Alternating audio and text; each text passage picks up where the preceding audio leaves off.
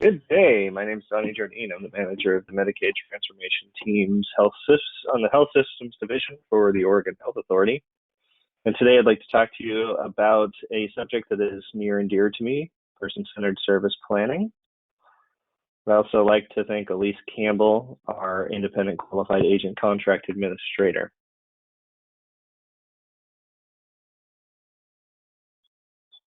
On this slide, you'll be able to see our Oregon administrative rules. There's a convenient link to the Secretary of State websites, but the rules that we're going to be discussing are incorporated in 410-173-0000 through 0075. The purpose of person-centered service planning is to really have a team approach to help an individual lay the foundation for the way they want to the direction of their life to go. Person-centered service planning can really help with problem solving and that shared decision-making model. And we can help process through any risks and determine appropriate risk-taking strategies. It's a way to identify paid and natural supports to assist the individual in emergency situations or when their primary caregiver is not able to be available for whatever reason. The person-centered service planning process does need to be completed in a face-to-face manner. It does need to include those individuals that are chosen by the individual who's accessing the services,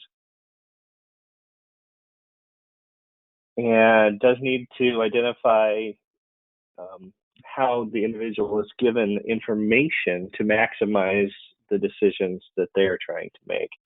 It's important to understand when we're talking about person-centered service planning that this is the member's plan, and they need to be the one to lead the plan as directed as much as they're able to lead that plan.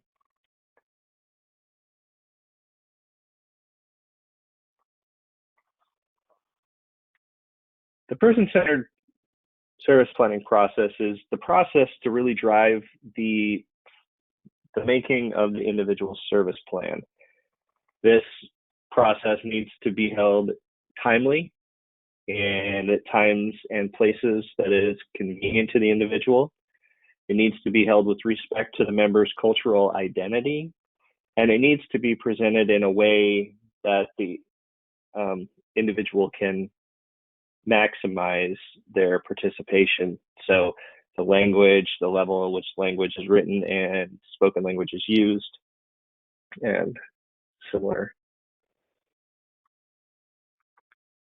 The person-centered service plan does have a strategy for helping an individual to resolve disagreements within the process. It needs to include some clear conflict of interest guidelines to help plan for that participant. We need to include these guidelines are also taking into consideration the concerns that each member of the team has and how they're supporting the individual to meet that person's needs. This may include utilizing any other available community conflict resolution resources, referring to the Ombuds program, or ensuring that there is a program-specific grievance or complaint process. Want to ensure that the person-centered service planning team members are there to help the individual to plan their services and supports, and the individual needs to be the final decision maker with their plan. Person-centered service planning process offers individuals a choice in services and supports, as well as the provider who provides the services and supports. Within reason, we do understand that not all members will have their favorite staff member at all times, but they do still need to have a say in who is providing those services and makes them feel comfortable. This allows for the person-centered service plan to be monitored at frequent intervals and to update or change the service plan as needed when the member is completed with the progress of the goals they're looking for, or when an individual no longer wants to work on a certain aspect. The plan really needs to reflect what is important to the member regarding the preferences of health and safety, and the plan must incorporate goals and desired outcomes for the individual in a measurable way.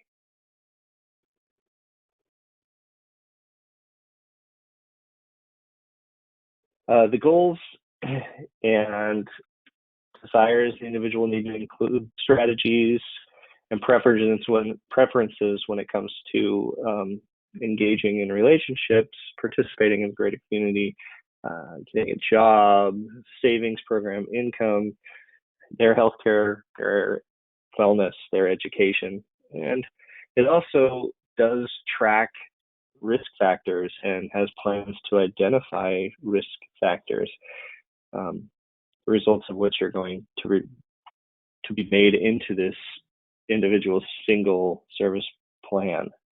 It is important to remember that risks can be a positive experience for people, and that is how many people experience growth.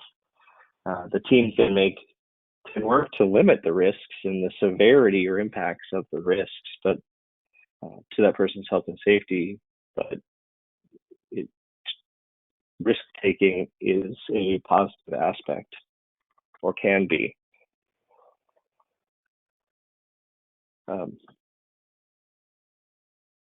Here on this slide, we're talking about the IQA's responsibility in documenting the person-centered service plan on behalf of the individual, and developing that service plan while allowing the individual to the maximum extent possible make those decisions.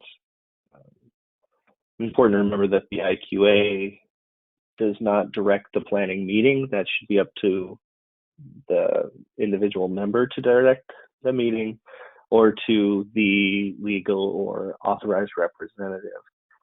The plan does need to be signed by the individual annually by that individual's authorized representative if they have one, and if there's a legal representative, by the legal representative. It also needs to be signed by the IQA. Others may be included in the planning and should sign as appropriate.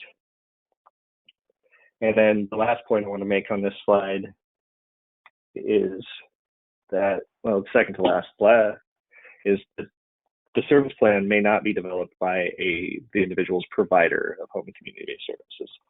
The last thing I wanted to point out is if an individual refuses to sign the service plan due to symptoms of their mental health, currently, but does wish to receive those services, the IQA needs to document that the individual, for whatever reason or manifestation of their mental health concerns, refused to sign, the date, and then would also initial that as part of the documentation. The plan continues to reflect home and community-based setting services and setting options that the individual needs, wants, their preferences, strengths, desired outcomes of the individual for the residential setting. The home and community-based services and settings are chosen by the individual and integrated and supports full access to the greater community. It provides opportunities for employment that we've discussed about in previous webinars, and does provide the opportunity to engage in community life, control their own personal resources to the same degree as other people who are not receiving home community-based services.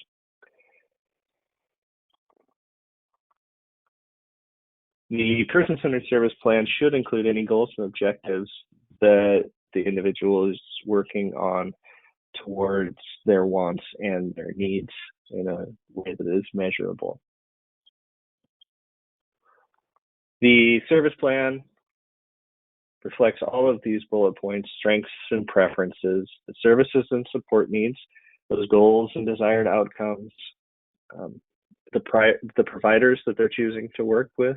And with those, we want to include not only those providers who are paid, but also the unpaid natural support volunteers that are helping an individual to work as part of their service plan, the amount, duration, and scope of the services to be provided, any risk factors that have been identified, and a strategy in place to mitigate identified risks or to limit the negative outcomes to the member.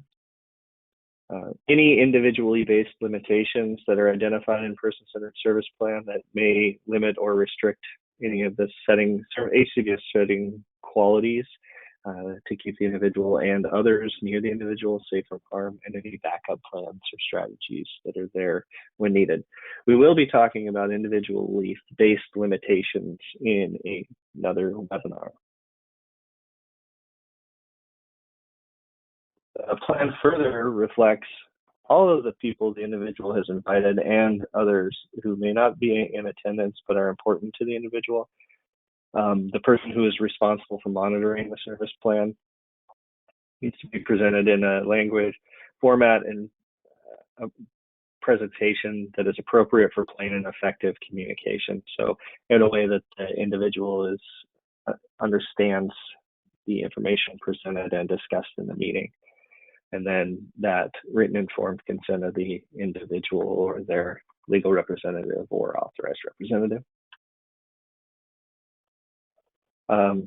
So again, this part, we're talking about the signatures of the individual and legal representative. That consent piece is a very important part of the person-centered service plan. And then there does need to be consideration of provisions to prevent unnecessary and inappropriate services and supports.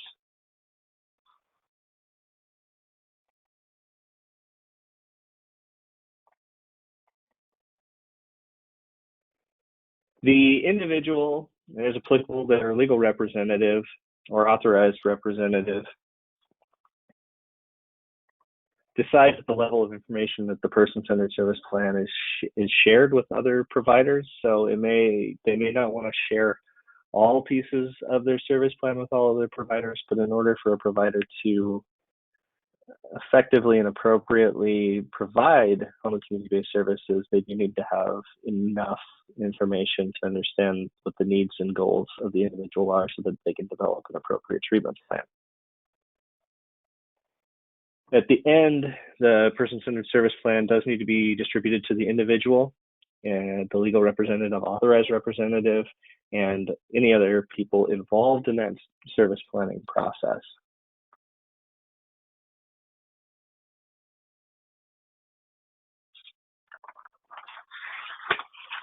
The person-centered service plan needs to justify and document any of the individually based limitations. These are described in the Home and Community-Based Service Chapter 410-173-0040. And these are when conditions under the home and community-based setting qualities may not be met due to threats or sustained history of health and safety of the individual and other people. The person-centered service plan needs to be reviewed at least annually. Every 365 days needs to have a reassessment for their functional needs. This can be reviewed and revised when the individual or their legal representative wants to review for reasons that they have. And then when there are circumstances or needs of the individuals change pretty significantly. And so we want to ensure that the provider would have documentation and be able to present that documentation to the IQA to show how the needs or circumstances of an individual has changed significantly to warrant an updated or reevaluation for home and community-based services. On this slide, we get into how you can get more information about the home and community-based rules. We do have information on our home and community-based setting and service global transition plan. That is located you can find that by typing in Google Oregon HCBS or HCBS Oregon. On that site, there's also HCBS fact and information sheet. We have frequently asked questions section. There are also links to the federal rules website and other federal guidance there too. And if you have any questions, comments, concerns about home community-based services, you can also contact our program at ffs.bh@dhsoha.state.or.us. Thank you very much, and I hope you had a wonderful rest of your day. Thank you very much.